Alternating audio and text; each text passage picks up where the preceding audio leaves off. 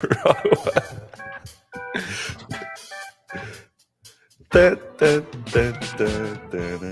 we are live for a new episode of the Electrek Podcast. I am Fred Lambert, your host, and I'm joined by Seth Windchild. How are you doing today, Seth? I'm good. All right. This week's episode is sponsored by VMAX. If you're looking for a high-quality e-scooter with superior performance, check out the new VX5, VX2 Pro, VX4, and the R40 and R55 high-speed race scooters from VMAX. We're going to have a little bit more to say about them later on the show. And today's episode is also sponsored by Cycrown, an electric cycling specialist currently offering $400 off on your next e-bike purchase during the Cycrown's early Black Friday sale. A little bit more to say about them also on the show, so stay tuned for that. But let's jump right into the news this week. We're going to start with a little bit of a Tesla news, as we usually do. And then we have an unveiling of the Lucid Gravity, the SUV that we've been waiting for. We have also the new Cadillac OPTIQ EV, a new EV from Cadillac, and a bunch more. So let's jump right in with some Cybertruck news, which has been our go-to in the last few weeks because there's a lot of little tidbits of information coming out ahead of the official unveiling that is coming November 30th. This week, there was this video making the rounds that it was a very confusing video. We don't know how it got made. It was posted on Instagram and on TikTok, and it's someone walking up to a Cybertruck prototype and getting inside of it like there's nothing, and filming the inside of the truck as well as the outside. So it's very strange because there's been plenty of Cybertruck sightings over the last few weeks, over the last few months, and Tesla's engineers that are driving these trucks have been pretty welcoming to people, like taking pictures and like talking to them a little bit, but never of the interior. They don't let people take the pictures of interiors of the car, and when the car is parked, they generally put something over it to hide the interior and to hide the truck in itself, really. But this time, someone was able to just get in, film the interior, so we got a good look at it. We got I can put the video right. I don't know if this sounds going to be on. Jumping that. Okay. No sound. Good soundtrack too. They put a good soundtrack on there too. But then, you cannot hear it right now, right? Oh yeah, I can hear it. You can hear it? Really? I cannot. So weird. Oh, it should be gone. So yeah, you see the user interface. You see the side doors, like you see all the pockets in there. You see a good look at the seats. The back seat looks like it's up, so you don't see the actual back seat, but you see the screen in between the front seat. You get a good look at the tonneau cover. I don't know if that's real speed. If it is real speed, it's pretty damn fast. Yeah. Yeah, and then a quick look at the outside too. But so definitely our best look at inside the Cybertruck since the unveiling. And then the other thing that came out of it is, like, if you look at that screen right here, you can get some information about the range of the truck. Now we need to put this into context because a lot of people are freaking out because technically it says a range of 267 miles. Is it going to be the top range of the Cybertruck or the first version, whatever it is?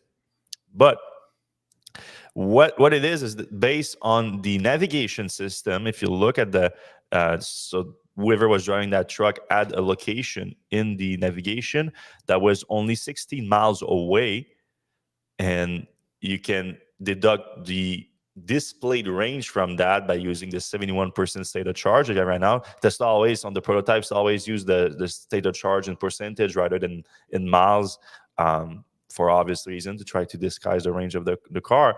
But knowing the 71% and knowing that you're going to be at 65% within 16 miles, you can add that up over 100 miles. You can scale it up, and you end up at roughly 267 miles of range.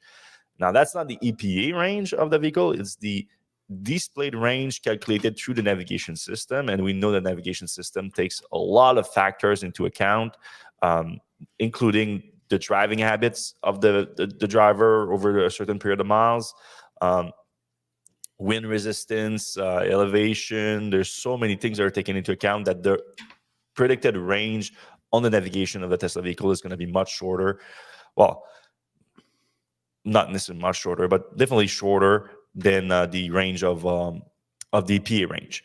So a lot of people are trying to like give a number to that. Like if you look at what the Model 3, Model Y is doing, like again, but it's so wide. There's a wide range here, but a lot of people are saying like it's about 80%. The navigation range versus the EPA range, so you can scale that up to the 267 and get over like around a 350-mile range on the car. Which would be in line with what Tesla has announced. If it's a dual motor version, the dual motor was announced at over 300 miles of range, and then the tri-motor version was announced at over 500 miles of range. But that was 4 years ago at this point, and we don't know exactly what it's going to be like on the production version of the vehicle. But yeah, it's still some decent information coming out here, just not perfect.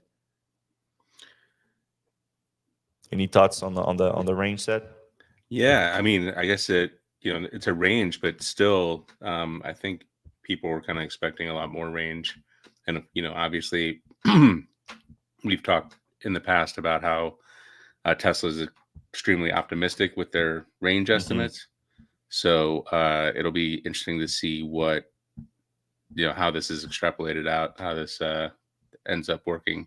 I mean, it's a prototype. It could be literally anything, but it is interesting to see this.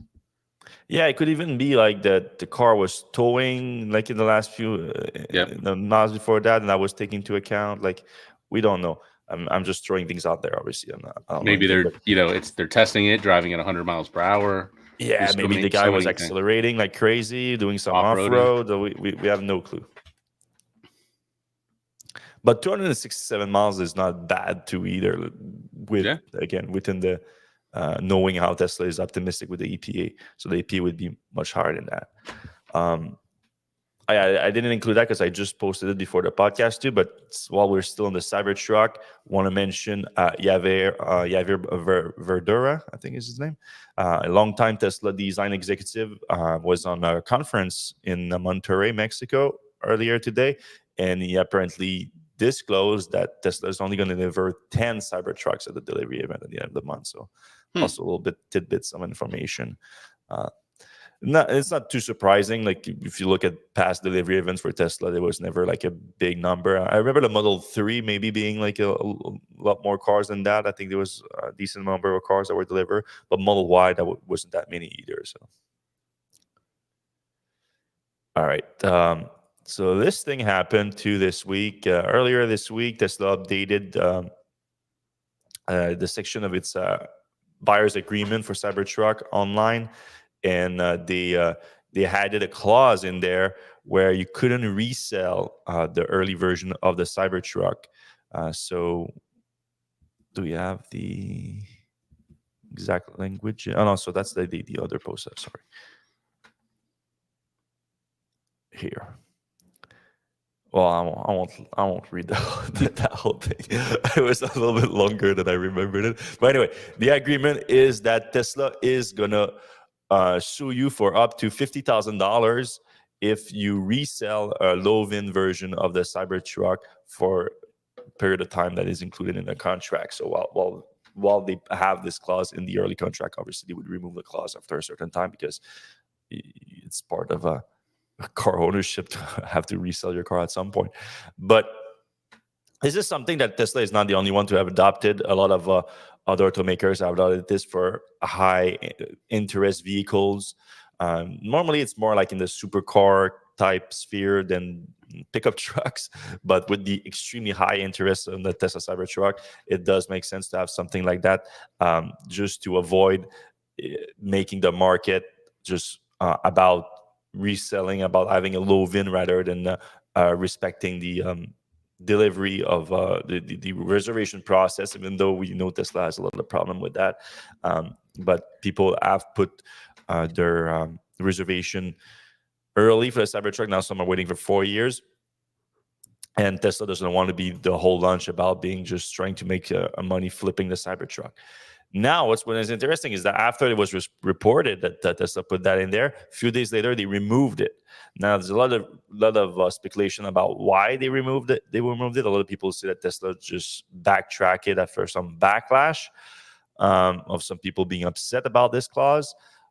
We don't know. Obviously, we have no one to reach out to Tesla to ask about this, but I tend to believe that it might be more about simply Tesla realizing that clause, that agreement shouldn't even have been there in the first place yet, because Tesla is not delivering any trucks right now, and not for a few weeks. And even then, for a few weeks, it's most likely only going to be for employees or company insiders, basically maybe like board members or whatnot. So I think maybe Tesla was just ahead of itself. I wouldn't be surprised if that clause shows itself back once the full agreement is available, but we'll see.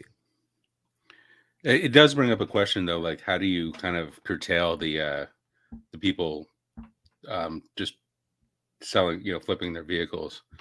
It was kind of interesting. I was at a Rivian event and talking to one of their people about this exact issue, and they were trying to figure out a strategy to avoid that.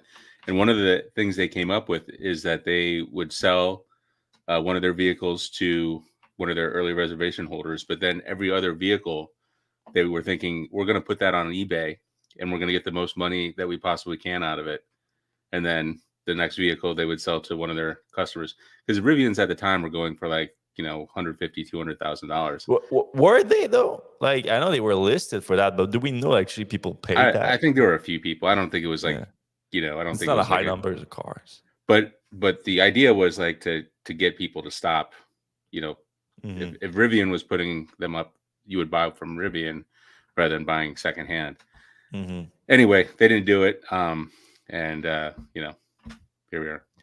Yeah, I think it might have something to do also with like there was the Peterson Museum that put one up for sale, and they said it was a low number VIN, and we're not even sure if Tesla was involved in that, and that went for $400,000. So obviously that could create a market by itself with like a first evidence of the low VIN Cybertruck being sold for a high amount. So I don't know. Yeah, it's I don't understand that market that much. Like I understand like a rare vehicle that you might want to pay like a good amount for, but I don't even have feedback in my headphones. It's weird.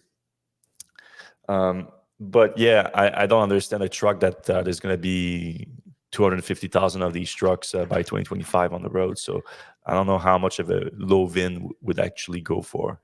I guess if your crowd wants to see Cybertruck, like having it out early, being the first one, there's a certain cachet to that. You know who I think is going to pay for those? Yeah. Early VIN at the high price? Who's that? Other automakers. It's just to reverse engineers them. Yeah, I'm sure Ford and Rivian will be on that list. But Ford would be willing to pay $400,000 for one.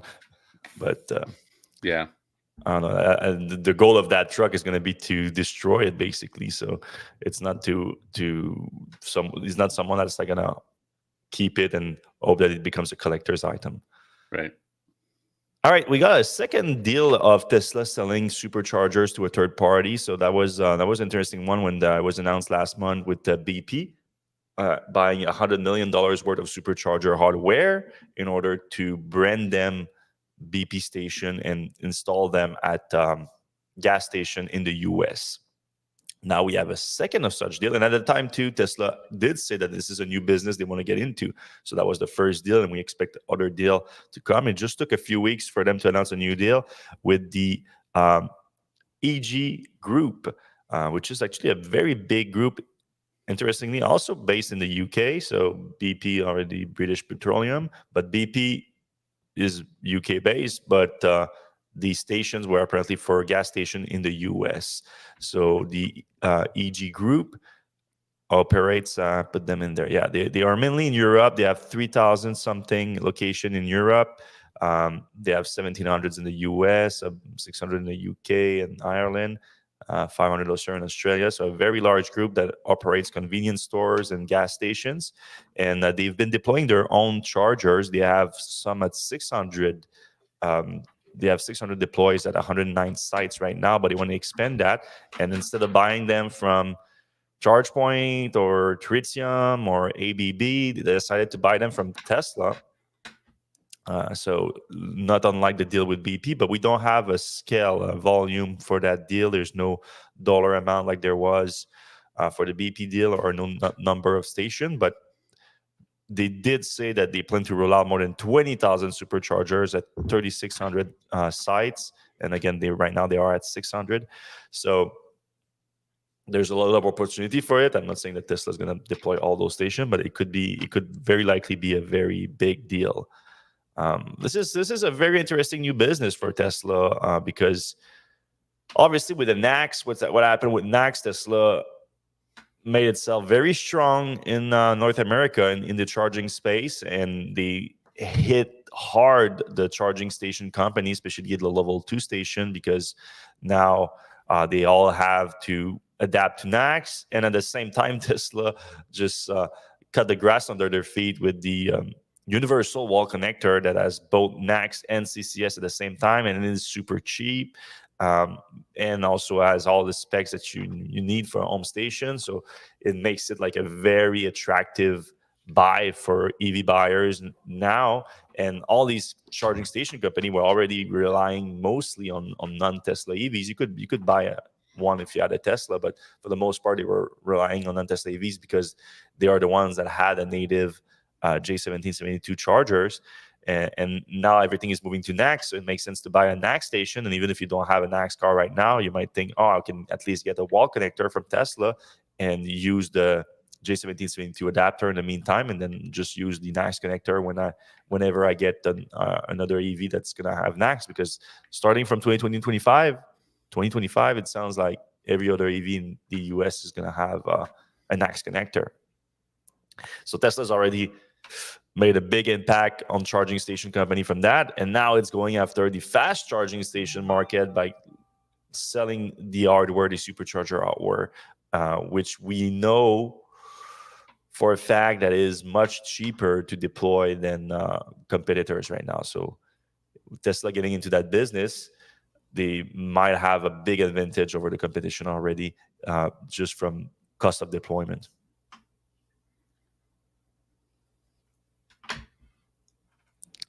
Next news is rare information coming out of Tesla's investor relation department, confirming something that we already knew, really, but it was never like stated clearly by the company. So if you're a Tesla investor, you know this famous 50% growth rate number that Tesla has stated many times over the last few years. They are very confident that Tesla can grow at a 50% rate. On the long term, doesn't mean a 50% rate every year, but long term, it's going to add up to a 50% rate of growth, which is completely insane for the automaker of that size. Like, this is kind of like a software startup type of growth rate, which is a lot easier to achieve, obviously, in software. When you have a car with 10,000 unique parts in them, it doesn't make sense to grow at a 50% rate. But Tesla had a lot of credibility in making that announcement, because they have been growing at that rate and better for the last few years. Maybe not at the 2 million unit rates that they are right now, but still very impressive. But now that they are at 2 million units a year, growing 50% a year, that's quite the task. And we were not sure how Tesla was going to achieve that. And Gary Black, who's a longtime Tesla investor and commentator online, said that at an investor conference this week, Tesla's Investor Relations, said that they are, the way he phrased it in his own post is that Tesla is now in an intermediate low growth period. So hinting at less than 50%, obviously. And then Martin Viecha, the head of investor relations at Tesla, jumped into that post to clarify. He said, what I said specifically is that we are between two major growth waves. The first driven by 3 and Y platforms since 2017, and the next one that will be driven by the next gen vehicle platform. So that's a good point. So basically what he said is that we had a giant growth wave from Model 3 and Model Y, which we've seen, and now Model 3 and Model Y seems to be plateauing a bit. There is some hope with the new Model 3, the updated version of the Model 3. It might be some growth there. Model Y is already at over 1 million units a year. There might be some space for growth there, but not much. And then you have the Cybertruck that is launching by the end of the month, but Cybertruck won't be any kind of significant volume for a year at least. And even at full volume, Cybertruck doesn't enable 50% growth.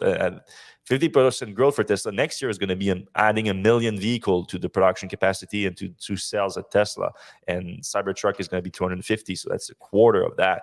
How do you get the other 3/4? That's a big question. So basically, Vieka has confirmed that that's going to be it. Like, it's not going to be that kind of growth next year for Tesla. The next growth is coming from the next gen vehicles, and that's a big question mark, because when is the next gen vehicle or next gen vehicle platform for Tesla coming? We don't know exactly. We know that there has been some production development at Gigafactory Texas, but we know that until very recently, the plan was to build it in Mexico, and then Mexico was delayed. Though we also had the good news in Berlin, where Elon said that the next gen vehicles are also going to be built there. So we don't know. It's a big question. The timeline is what we don't know for the next gen vehicle right now, but it's the one that's supposed to be based on the on-box manufacturing process. But so they're talking about profits, right? They're talking about profit growth or revenue growth or numbers. Well, did I specify that here? So volumes. Talk about volumes. Yeah. So volume growth. Okay, because I was going to say, like, we've already known that, like, the Cybertruck is going to take a long time to turn a profit. Relatively long, not really long time, but a year or so at least. Probably a lot more. So I would see, like, that would make sense as a low growth period in terms of profitability. But in terms of numbers, it is a little surprising that there's no Model Y, Model 3 growth predicted for the next year or so, or very little growth. There might be some. There might be some, just nothing significant. Like, can you imagine Tesla growing Model Y, Model 3 more than like 10, 15% next year? I mean, that would be a huge amount of vehicles. Like, there's already Model Ys everywhere right now. So it's 1 million vehicle a year, and now so it's 100,000 more to just grow it by 10%. Right. I don't see that happening. Well, you never know. You never know. Tesla has surprised us in the past. You know what? We should do our first read. Yeah. Let's do right now. Let's talk a little bit about VMAX. All right. I should probably find these before I say doing our next read. All right. Today's episode is sponsored by VMAX Mobility, Inc., one of Europe's leading e-scooter brands. The brand was founded in 2015 and is headquartered in Switzerland. After 8 years of growth in Europe, VMAX e-scooters are now available in North America. VMAX's UL-certified e-scooters offer exceptional performance and reliability with a motor, battery controller, and frame that are all built to last for years. The brand's high-quality components are all made in VMAX's ISO-certified facility for maximum control over safety and design. On the company's latest models, you'll find integrated turn signals, ultra-bright front lights, responsive brake lights, tubeless tires with superior tire tread, an anti-slip deck, and built-in suspension. You'll also find a powerful motor, high torque, instant responsiveness, and advanced electronics and regenerative braking for unmatched performance. VMAX offers an industry-leading 24-month warranty, and with nationwide repair shops and local U.S. warehouse for parts servicing is easy. Check out the latest VX5, VX2 Pro, and VX4 models, and stay tuned for the exciting new VX3. If you're a speed enthusiast, don't miss the company's R40 and R55 high-speed race scooters. Visit vmax-escooter.us and use promo code VMAXElectrek for exclusive offers for a limited time. Thanks again to VMAX for sponsoring. Thank you, VMAX.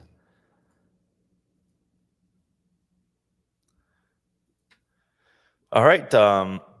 Speaking of sponsors and advertising, Tesla has published their first video ads since dipping their toes in advertising. So for those unaware, Tesla has never really advertised before until this year.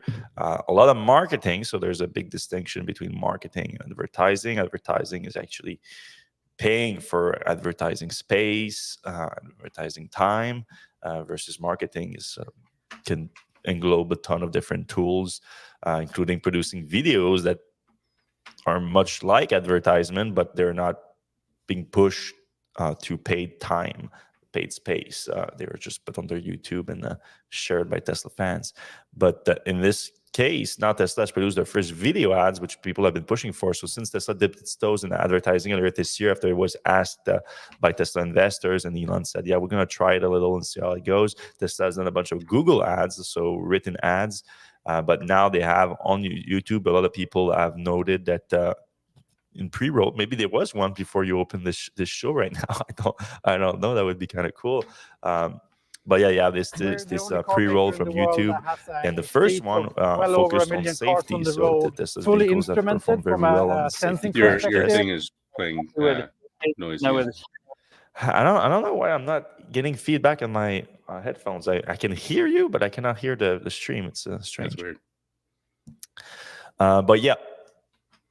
So it focused on safety. Tesla has done very well in crash test results, and now the specific ads. Also, you have a link on it. So if you place on the link, you ended up on the demo page to schedule test drives from Tesla. So an interesting approach. There's been a second video ad also spotted today, focusing more on pricing. Like the premise was kind of like the best-selling car in the world. You can now get it for $400 a month, which is the base lease price, I think, for the Model Y now. But yeah, Tesla is a little bit more than dipping its toes right now, or at least maybe dipping its toes in the video ads, but wider advertising effort, which is going to be interesting because so far in the last year and a half, 2 years, Tesla has relied mostly, if not entirely, on price cuts in order to keep demand going. But a lot of people have been making the argument that without having done any advertising since the beginning of the company, there might be an opportunity to reach different people with ads rather than price cuts, and do it cheaper than price cuts, really. So it would be interesting to see the result from that. But Elon has been commenting on this lately, and he said that they're basically testing a bunch of things, seeing what works, and once they find out what works, they're probably going to invest more heavily into their advertising effort. You surprised there's not more on or X, Twitter, whatever? I mean, I don't know. Kind of run my little ad block sometime on X out of defiance. No, but I think it would be just it wouldn't go over super well. I think if Elon used Tesla to boost X's advertising, especially in the current context right now. If you guys have been following, a lot of people are pulling their ads from X again, not the first time, over Elon putting his foot in his mouth again. But what else is new? Right. There was an interesting Tesla update this week that brought two small but interesting features to Tesla vehicles. One, Tesla vehicles with Autopilot and full self-driving. You have now you only pull down one time on the stalk to activate Autopilot rather than 2 times. So Tesla is making it a little bit more simple, I guess, but not that it was super complicated before. But going slowly towards a way of like that, and eventually it's going to be no pull. He's just going to get in the car, and the car going to drive itself. Just going to know. Just going to know when you want it to drive. Exactly. Or maybe you won't even be able to.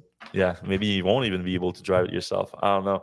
But this move feels like Tesla is like preparing people that way, even though I'm a little bit skeptical, but we'll see. The second update is for people that have a Tesla vehicle that has the rear screen. So that's the new Model S and X, new Highland 3 in Europe and Asia. It's now you have a way for people to separate the audio from the front and the back, meaning that someone, the driver and the front passenger, can listen to a podcast that is running from the main screen. Obviously, it's not on the screen, but like you control it from the screen, the main screen of the car, and you can have kids in the back watching a show on Netflix on the rear screen. But the problem with that is that you have the audio from the front and the audio from the back. So now to separate that, there's a way now for passengers to connect Bluetooth wireless headphones through the back screen and then have the audio just from the back screen going there. So obviously very helpful for families traveling and you have something playing in the back, something else in the front. Should we do our second read? Yeah, let's jump right into it. All right. Today's episode is also sponsored by Cycrown, an electric cycling specialist focused on promoting the e-bike traveling lifestyle while helping grow a community of e-bike enthusiasts around the globe. After Cycrown's founder, Dean Rohn, rode his first e-bike back in 2018, he couldn't kick the rush of adrenaline and pure joy it brought him. So he spent the next 4 years testing hundreds of e-bike prototypes in mountain biking, commuting, and tour biking to develop the highest quality and most affordable e-bikes on the market. The result is Cycrown, a company that is now working daily to deliver quality e-bikes to people of all disciplines, building a community around its beloved customers. With warehouses in the US and Canada, Cycrown offers fast delivery of its growing library of electric bikes and adjacent accessories. Whether it's folding bike, step through, step over bike you're seeking, Cycrown has an option for you with plenty of add-ons to customize your ride. Save up to $400 on your next Cycrown e-bike purchase during Cycrown's early Black Friday sale, and be sure to check back on November 23rd for more Black Friday deals, which include bonus gifts and savings on tons of complete e-bike packages. Learn more at Cycrown.com. Thanks again to Cycrown for sponsoring, and visit the link in the show notes. Yes, thank you, Cycrown. Oops, I lost this. I pressed the wrong button. And back. All right. Moving on from Tesla news, we have a few other news items we want to discuss before we jump into the comment section. So if you guys have any comments, any question for us, you can put them in the comment section right now. It can be about things that we discussed today on the show, or it can be something else in the EV space that you want our take on. Put them in the comment section right now. If you're on YouTube, Facebook, or LinkedIn, we should be able to see those comments and respond to you live on the show. All right, big unveiling this week I think it was with the LA Auto Show, or at least around that the occasion. Lucid officially fully unveiling the Gravity SUV. So that's something that we've been waiting for a while, because Lucid has been struggling a little bit with the Air since it's mainly in the US right now. Obviously in Canada and Europe a little bit, but still the footprint is mainly the US. And the luxury sedans right now hard to sell in the US. So an SUV would be a lot easier. And we knew about the Gravity. We knew about the Gravity coming for a long time. I mean, it leaked that all the way back before the Air even made it to market. And we know they're using the same platform, but they want to do it in a SUV form factor. And now it is finally here. We have a bunch of image we can share with you. So if you look at the front end, it's going to be familiar with the Lucid branding. But the back obviously is the biggest difference here with the hatch. You have a little bit of Gravity styling here with a roof rack. Looking pretty good, looking pretty sleek. Roof rack and a bike rack at the back. You have the hatch open here. Looks like the hatch opening is kind of thick a little bit, like on the sides. It's yeah. But the Air is like that also. Yeah, I mean, with the hatch in the back is going to be a big deal, because the Air has a relatively small opening in the back. Yeah, but this year I don't know. I don't understand as much why. Yeah, it's weird. Yeah, but the Air is like that too. Spec wise, let's look at the interior a little bit. While the interior is obviously closer to the Air, Lucid is known for very luxurious feeling interior. Though I heard some comments from people that not a fan, but. I wish I could drive one. I've never driven an Air yet. Yeah, and they have the front window that kind of comes up over like the Model X.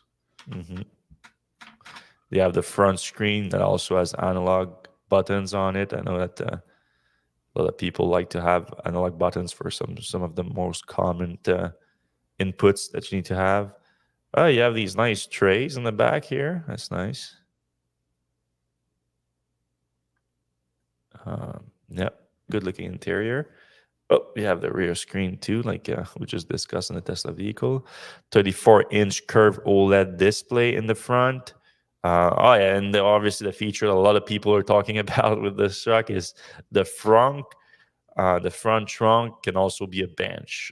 That's like Cybertruck. the yeah. I don't like the Cybertruck, but it's the feature a lot of people are talking about here Yeah, because it's like a porch for your car. yeah, great for tailgating or front gating, I guess. Yeah. Spec wise, do we have a nice chart here? Like that. There you go. 900-volt architecture, 113 kilowatt hour version, so about the same size as the Air. A range of up to 444 miles. So obviously, Lucid has been known for offering long range versions of its vehicles. Like it's been a trademark of them. Charging up to 200 miles in 15 minutes on the 350 kilowatts. So if you can get that kind of power, up to over 800 horsepower. So still a lot of power in there. 3.5 seconds, 0 to 60 acceleration. Payload capacity, 1,500 pounds. A towing capacity. So obviously it's an SUV. You want some towing capacity. 6,000 pounds. So not bad. Nothing crazy. It's a luxury SUV first, I think, before an actual utility of it. But 6,000 is more than decent. 112 cubic feet of cargo capacity. They talk about drag coefficient of less than 0.24. They say that's targeted, so it's not confirmed. Obviously, that would make it most likely the most aerodynamic SUV out there. They talk about a starting price of under $80,000, which is not too surprising considering that's the threshold to get the federal tax credit. But I mean, if you look at the versions of the Air, and you would assume that the Gravity would be like a little bit more expensive. It's probably going to be the starting price of the base version that's going to be at 80,000, and then you're going to get versions that are going to be much more expensive. That would be my take on it. But we're going to have more details on all the different trims of the Gravity with specs and pricing in 2024 when the vehicle actually comes to market.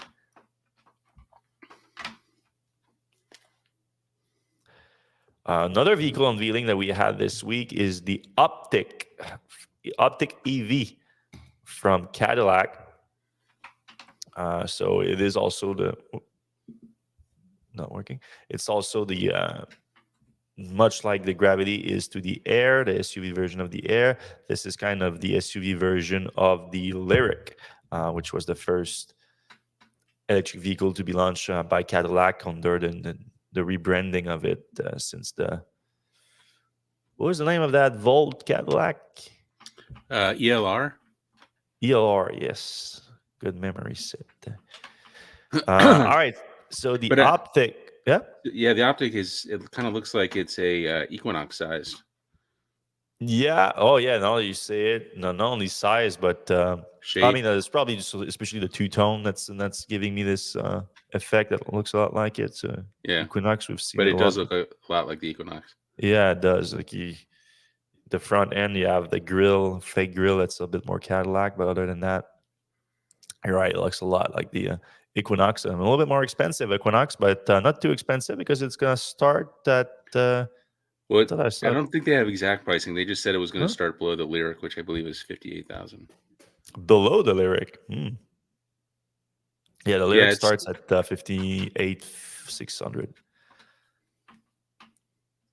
Do we have specs on these things? So that's the leak from China that we talked about before. So okay, so it's just the pictures that they released today. Yeah. So these two pictures, okay, that's nothing to write home about.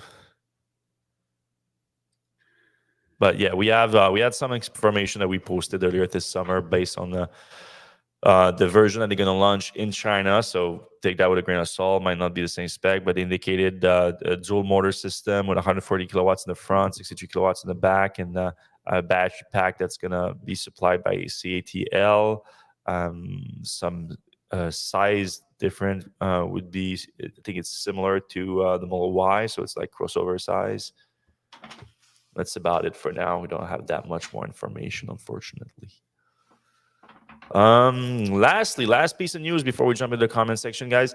Rivian had a little bit of a faux pas this week. They sent out an update that kind of bricked the infotainment system inside their vehicles. So a rare backfire of the very useful over-the-air software update. So you took that one set. So what happened? Yeah, so pretty complicated actually. It turns out that they had tested this software, and actually the re-release of the software started rolling out today. But they had tested the software for a month on thousands of vehicles. They were ready to go, and then some engineer copied the wrong URL of where the software was located. Which I'm thinking to myself, that's all that has to happen. Like one guy or girl, just whatever. So yeah, I guess that's the case. So actually the software wasn't bad, but it had some bad certificates on it, which the developer vehicles that they immediately tested the software on didn't need the certificates to run it. So it ran fine on the initial so that's how vehicles. they didn't catch it. That's how they didn't catch it. And then it went out wider. So we later found out it was around 3% of the consumer vehicle fleet. This wasn't for the Amazon or the vans. So obviously that's going to be a vocal minority of people when the software stopped at around 90% on the install. And basically the car just didn't show anything on the display. You could drive it around. Turn signals worked. HVAC didn't work, which is a big deal, especially if you're in the cold. You could set the HVAC via the app. There was all these workarounds that were kind of worked out in the hours after this happened, but obviously a huge problem. And Rivian wasn't even sure that they were going to be able to fix it over the air. They thought they might be either sending out USB sticks to people or having people come in, which would have been a nightmare. But there was a way to send out another over-the-air update, and they did that yesterday. And from my understanding is that it worked for everybody.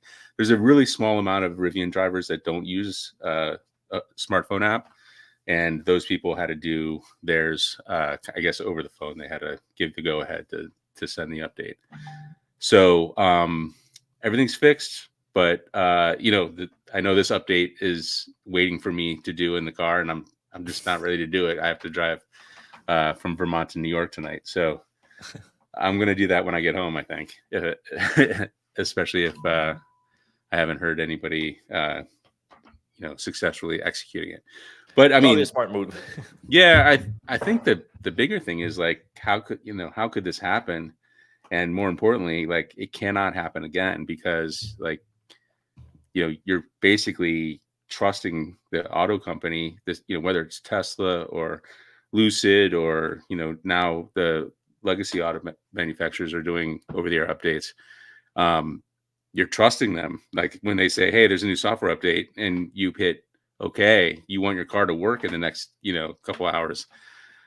So this is a big deal, and the trust is already eroded with Rivian drivers like myself. I just don't trust that the software is going to work, and maybe over time that'll come back, but it's kind of a big deal. I think some people had to use Ubers or whatever, and those guys will get reimbursed, but it's just interesting that the system that they used didn't catch it. And I got to speak to Wasim Ben Said, the head of software for Rivian. And obviously the guy hadn't slept in like 36 hours because they were working on this fix.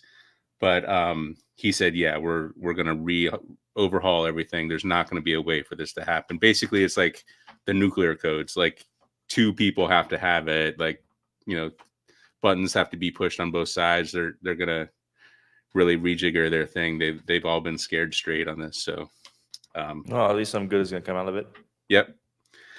All right. Questions? Yeah, let's do it. All right. I am in the market for an EV truck in Canada.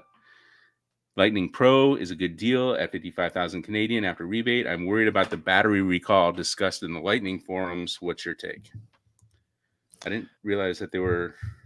Well, I remember there was a recall at one point with the F-150 Lightning right. with the risk, the fire risk. Right. But I mean, Ford is on top of these things generally, so I wouldn't be too afraid on that front. Like if your car is at risk, if the VIN, if you put the VIN on the NHTSA website, and it tells you that you need to bring back the truck, and you bring it back, and then Ford's going to take care of it. I wouldn't. But now, if you're buying it right now new, I don't know if it's like you can definitely ask your dealer about that, and I would think they would take care of it beforehand if there needs to be any kind of service to be done. So I wouldn't be too worried about that. Yep. All right. Do you believe GM? What is this? The Buick version of the lot Electrek? I think we got the wrong country. Ultium, some kind of Ultium, but yeah. Oh, maybe the Chevrolet Ultium. I don't know. I know that GM has released some electric Ultium-based Buicks in China, but yeah, not sure what Jean is asking here, unfortunately. All right, Context owned a 2017 Focus EV and a Model 3 for the last 5 years. Ford EV was pretty bad back then in terms of software, but drove okay. Yeah, that's... Yeah, I mean, I don't think you can compare the Focus to the Lightning. Obviously, I guess I understand if you would be hesitant based on that, but Ford EVs have changed a lot since then. The only thing I would keep in mind on that front is like there's a new generation of the Lightning coming 2025, and I think it's going to be a big change, a big step change for the Lightning. But I mean, if you need a truck now, it's a decent enough truck too. All right, moving on. I'm sure new Cybertruck owners will manage to actually flip one physically. Oh, that's a joke. Yeah, Carl is not a fan of the Cybertruck. I think we established that. Carl is a freaking commenter on the podcast. We appreciate you, Carl. All right, question. Would Electrek ever write an editorial calling for Elon Musk's resignation? I guess he's never read a Jamie post. Just wondering, in light of his recent anti-Semitic tweets, also understand if that's not how you see your role. We were actually discussing this in the context of Apple dropping earlier, like ads on X. Yeah, I mean, I don't know. I didn't quite understand the original tweet. Took me a couple times to still not understand it, and then I talked to Jamie about it, and I kind of feel like I understand a little better. I think so. Just generally speaking, I think Twitter is not great for Tesla. Like Elon just talking, like his brain flow is not a benefit to Tesla. But I don't know. It doesn't seem like this particular thing is like the thing that's going to break it. Well, the board is certainly not going to override Elon for that. I don't think. I would be surprised if that's the case, because especially like the situation. Like I definitely don't agree with that, because it's not even Elon's tweet. It's the another tweet, and then he like responded to that tweet. So definitely don't agree at all with what that tweet said. But I think it's more of an example of like the level of communication there is on X, and that's you can credit Elon Musk for that, since he actually owns the platform. But it's just not a great form of communication for nuanced thoughts, because I wouldn't be willing to call Elon an anti-Semite. Like I mean, I don't know him super well, but in the past he's never come out to me as someone that's racist or anti-Semite or anything like that. I admit that tweet is not the guy that posted that tweet sounds like he might have some anti-Semite tendencies for sure. But there was a little bit more to the tweet. It's like about immigration too, and I think Elon has been very outspoken about immigration lately. So I think it's more that he was supporting than anything else. Again, not a good look to agree with an anti-Semite, obviously. No. Not a good look at all. And obviously his tendencies have been very right wing lately. Yeah. I mean, I don't even know if we can say lately. Maybe like since COVID. Yeah. But yeah, calling for his resignation, personally, I'm not. We've been extremely critical of Elon when we think it's warranted. We never went as far as calling for his resignation. Before that, what I would hope, and I don't have any hope that's going to happen, but what would be really nice is to have an actual board that has power over Elon, right? Or at least some kind of like. It seems like it has power, because right now it seems like it has nothing. Like it seems like Elon can do whatever he wants and the Tesla board won't do anything, because generally the board has some power over the CEO. Doesn't seem to be the case with Tesla. And I saw some pretty hilarious posts about on the X front, because like technically Elon is CTO at X, right, and Linda is her Yaccarino, name?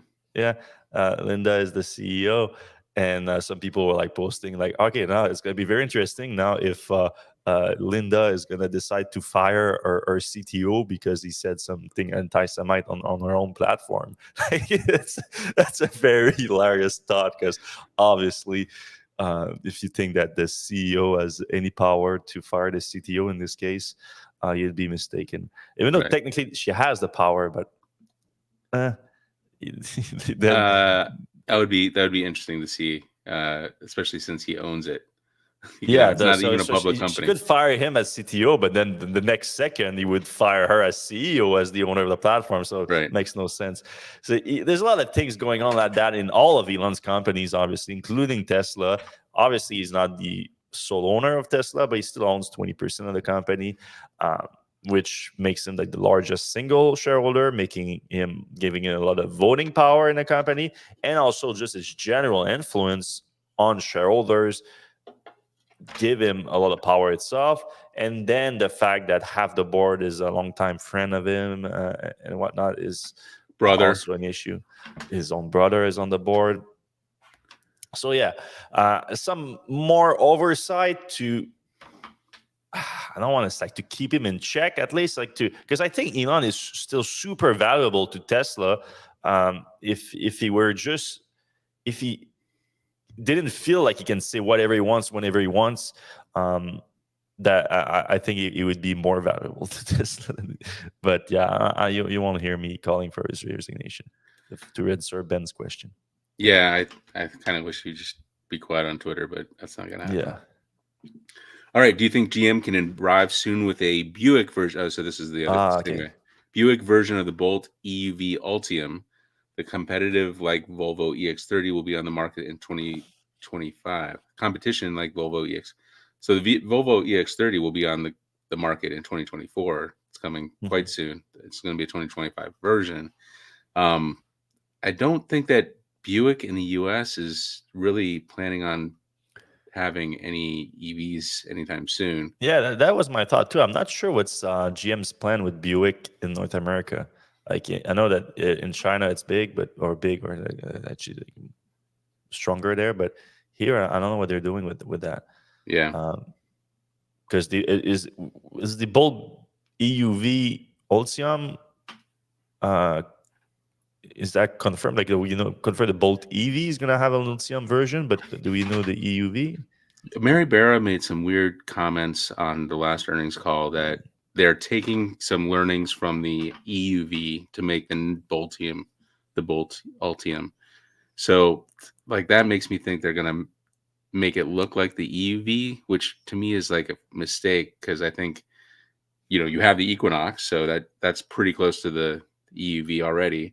But like, I think the Bolt EV is a more unique vehicle platform, whatever. So I think there's value there, but I don't agree with much of the calls that GM makes these days. So Anyway, Carl in San Diego, low-VIN Cybertrucks will look rough, most likely. We know that. Yeah, Carl's, that's a possibility. But, like I said, I don't see it. Maybe there's going to be some short-term value to low-VIN Cybertruck, but I don't see them having long-term value. So that probably would remove a lot of the potential buyers of those truck for higher prices that are hoping for them to be collectible items. So yeah, I don't think it's going to be a big market for that. All right, Spikes 43. Do you know what the 220 power out on the F-150 Lightning is? That 1450 port on the Cybertruck is very appealing for Taiga Orca charging. That Taiga Orca is the snowmobile, or is that the That's just jet ski. jet ski? I do know that the F-150 also has a 1450 port on it, and I think overall it can put out 9.6 kilowatts, I believe.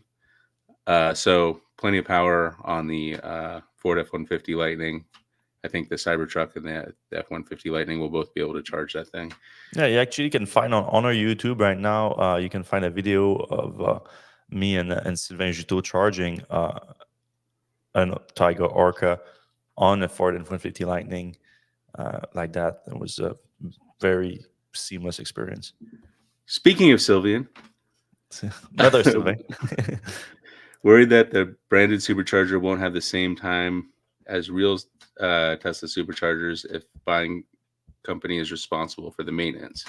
Yeah, we talked a little bit about that last time we discussed this new business for Tesla, and we kind of came to the conclusion, well, even though it's speculation, that most likely Tesla is going to be in charge of maintenance for these charging stations.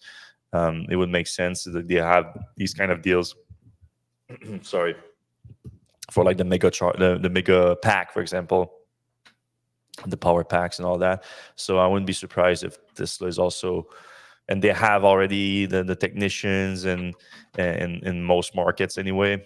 Like these superchargers, these third-party superchargers will be deployed most likely next to Tesla's own superchargers in most cases, or very close to. So I think Tesla is going to include deals that will include maintenance, I would assume. All right. Question. Electrify America price in Massachusetts was up to 64 cents per kilowatt hour this week, making DC fast charging more expensive than gas, $3.39 for most any class of car. Are we overpaying the cost savings? Need a gas tax? And this kind of started up some comments in the. Yeah, Sylvain is right. So that's, you need to take into account how much of the DC fast charging you're doing versus home charging. And I don't know exactly what price are in mass for at home for electricity, but I would assume that it's nowhere near 64 cents per kilowatt hour. So most of your charging happen there. Obviously, not everyone is that kind of situation, but no, I don't think we're overplaying the cost savings on the fuel sides of things with EVs. You need to do the math for yourself, depending on your own needs, obviously. But for the most part, you're going to find some significant cost savings. Yeah, and for those people who don't have a garage or a place to charge that use street parking, just try to find a level 2. Those are going to be way cheaper. Yeah. All right. Questions. With the recent slowing, with quotation marks, of EV sales, why do you think some car dealers have such a negative perception of EVs and are reluctant to sell EV cars? I mean, I personally have. Yeah, I've experienced this firsthand at first Toyota and then Chevy dealers. Fred's comment, absolutely, maintenance on EVs is non-existent almost comparatively. You don't need sparks. What am I saying? Tune-ups. You don't need spark plugs. You don't need brakes as often. Oil changes, all that stuff. So that's one thing. For those that are not aware, like the dealer's business model, that's where the money is. Like, right. A lot of money is in that, and more money is in repairs. You obviously still have repairs for EVs, but not necessarily as much in terms of like the electric motor versus an engine, transmission, brakes, and all that. But I think there's also like another aspect of it, of just like change, or like just some reluctance to have they know a lot about gasoline powered vehicles, and now you're trying to get them to go to EVs, and it's not easy for them, so they Right. want to do the easy thing. Right. All right. I've seen some car dealers argue that the U.S. government should incentivize hybrid cars instead of EVs. They've argued that the high demand for Tesla will not equal the demand for legacy EV. And then how would you respond to the argument that car makers should focus on hybrids instead? P.S. I don't, but I was curious about your opinion. I actually have kind of come around to the idea that plug-in hybrids, there's a place for them as long as the bottleneck to producing electric vehicles is the battery supply. So if you have a finite amount of batteries, you can spread those across more cars. More people will go on electric vehicles. If you have a smaller plug-in hybrid battery and then a gas backup. But I think in a few years, we're going to have enough batteries for the car market. So I think it's a temporary solution. What do you think? Yeah, it's undoubtedly a temporary solution. That's the thing. So your point is still correct, but it is a transitional technology. It's not a future of the industry at all. So it's hard to invest in for some automakers. So you see a lot of automakers not doing them at all, going directly from either full ICE to or regular hybrids to BEVs. But like Seth said, there is an argument for it. I don't think if you look at all the trends of the trends, the BEVs, they're still going up as a percentage. It's just like maybe you have some overall sales going down because the entire auto market right now is being affected by the macroeconomic situation. But if you look at all the different percentage of sales with BEVs, PHEVs, HEVs, and ICE, the clear trend is BEVs. So there's not a giant argument to incentivize them more or anything like that. I don't think so. All right, this one comes from Australia. Looking at a Model Y, I've got a X cancel $3,000 credit, but believe Australia will only get V3 software and no refresh yet. Do I forego the $3,000 credit and wait to get V4 software and a minor upgrade? What do you think? I'm so confused. Yeah, I didn't quite understand what I was saying, but I think the question is, does he use a $3,000 credit or wait to get the V4 hardware? What's the V4 software, or maybe the Autopilot hardware for that software though? I don't know. Maybe we should just move on. Yeah, sorry, Neil. Like we gonna need some clarification here. All right, for Teslas with vision only, is there a timetable for summon and park assist to come back? There was a release on that. I posted the new. It's a bit confusing because it's in the note of the full self-driving beta update that Tesla is starting to push right now. There is some comments about using more data from hardware 4 cars to have these features to contribute to those features. So now that Tesla has more data on these different sensors that they have in hardware 4, that's the problem. Vision. Wait a minute. So those are. Is that what you mean by vision only? Because if you go back to vision only cars with that change, there's been the parking assist update already. That has been released, if I'm not mistaken. But it's the hardware 4 cars now that are also vision only, I guess, don't have it. But apparently Tesla is using more data from the new sensors, and so it could be coming fairly soon. But I think Elon's already said that it's going to be like 6 months behind the hardware 3. All right. Has there been any? Oh, wait, that's the question already. And we should probably cycle through some of these. Okay, well, that's Neil, I think, clarifying his other. Just after the opinion on buying Y now or waiting 3 months until it gets a slightly updated Model Y. I'm concerned Model Y won't arrive until 3 Highlands arrive in OZ early 2024. Okay, I guess he's still with the software V3, V4. I don't understand, but I guess because I don't know, I'm not as familiar with the Australian market, obviously. So it might be talking about like getting a Model Y from China, which is not the latest hardware version. It's hard to tell. I mean, personally, I'm with that stuff. I'm always like, if you're satisfied with the version right now that they're selling, you should go for it.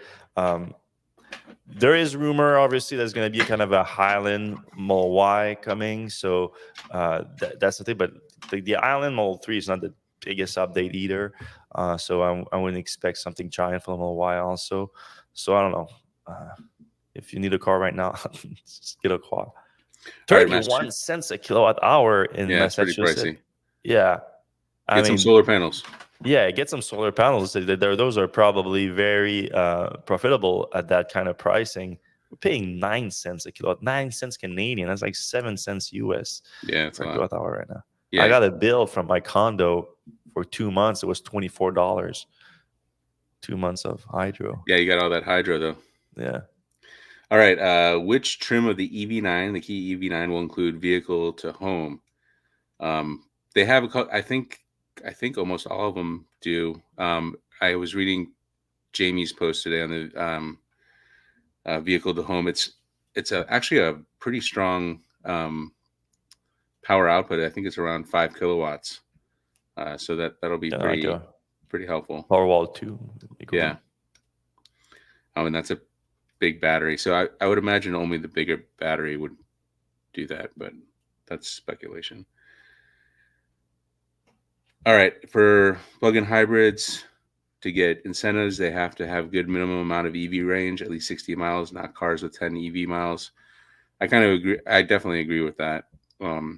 Generally, though, they are the criteria are more like on the battery capacity, size, but that pretty much is the same argument. People who work as car salesmen are bad people. Bad people consume conservative media. Okay. Conservative media hates EVs because successful EV companies don't pay to advertise with them. Whoa, that's kind of a very simple logic here, Ian. I mean, I don't think that every car salesman is a bad person. I don't think that every bad person is conservative or vice versa. I think those are very big generalization. Yeah. Not going to follow that one. Mm-hmm.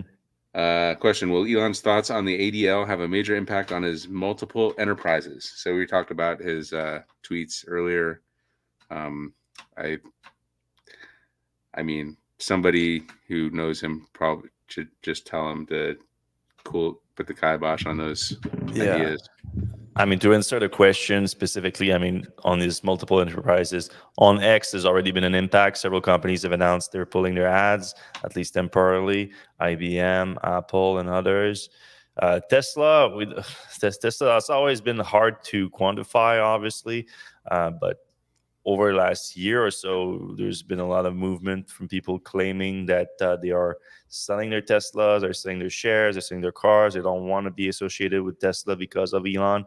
But I've been having a really hard time understanding, like, is that any kind of meaningful number of people are doing that this week or today or whenever Elon actually tweeted that and the backlash started happening. Russ Gerber, who's a longtime Tesla investor, as an hedge fund, said he got a call from clients telling him that they want to pull their investment in Tesla because of the latest comment.